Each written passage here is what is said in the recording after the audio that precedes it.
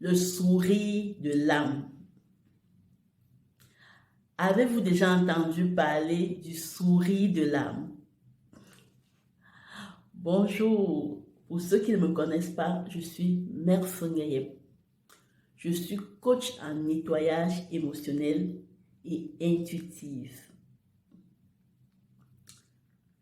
Je voulais qu'aujourd'hui, ensemble, on parle du sourire de l'âme. C'est quoi le sourire de l'âme? Tu es bien curieux?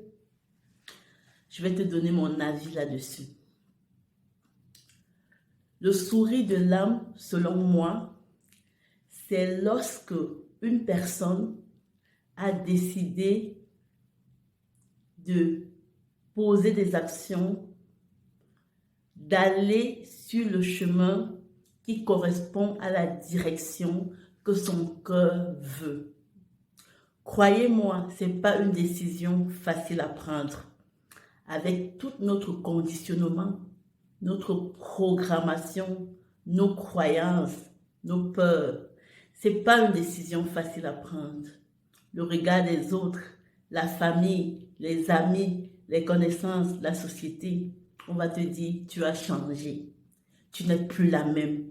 On ne te connaît plus. Mais qu'est-ce que tu fais comme ça? Qu'est-ce que tu es devenu? Ce n'est pas une décision facile à prendre, croyez-moi. Mais, en même temps, je voulais dire, c'est une décision qui apporte le bonheur, la paix d'esprit, la quiétude, la sérénité, la joie de vivre, l'envie d'aller de l'avant. Parce qu'on se sent aligné, on se sent confortable, on se sent équilibré, on se sent à sa place. Le sourire de l'âme se produit chaque fois que on décide de prendre sa vie en main, de poser des actions qui correspondent exactement avec ce qu'on veut faire. Qu'on accepte de sortir de notre zone de confort au rythme qui nous convient. Qu'on accepte faire des choses sans avoir peur. Qu'on accepte faire des choses parce qu'on est convaincu que ça correspond à ce qu'on voulait, mais pas à ce que les autres attendaient de nous. Et lorsqu'on fait ce choix et qu'on commence à voir les résultats, notre cœur nous remercie. Notre âme nous remercie. Il est heureux. Mais heureux, enfin, on l'a écouté. Enfin, on a compris ce qu'il attendait de nous. Alors là, c'est plus n'importe quel sourire. C'est plus la facette. On se sent épanoui. Et lorsqu'on ferme les yeux, testez et vous me direz, vous pourrez m'écrire pour me dire si vous le voulez. On ferme les yeux, on regarde ce qui se passe à l'intérieur de nous et là, on peut ressentir comment notre cœur, notre âme, notre unicité, notre essence nous dit merci. Merci, merci d'avoir compris.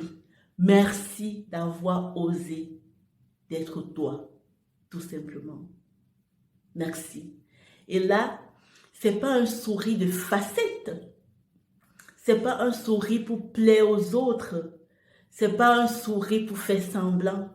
C'est juste un sourire pour être qui on est.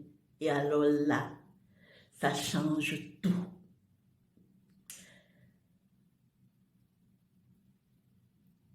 C'est ce que je ressens en ce moment. Et c'est ce que je souhaite aussi pour vous.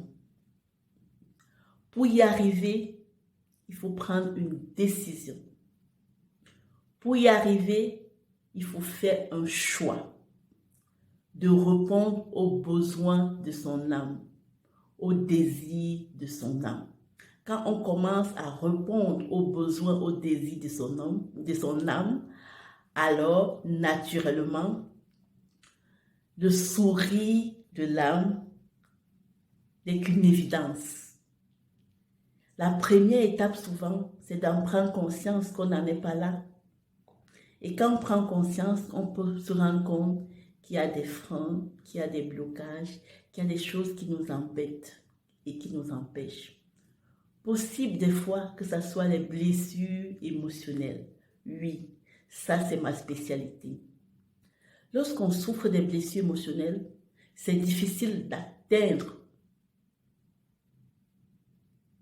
le sourire de l'âme.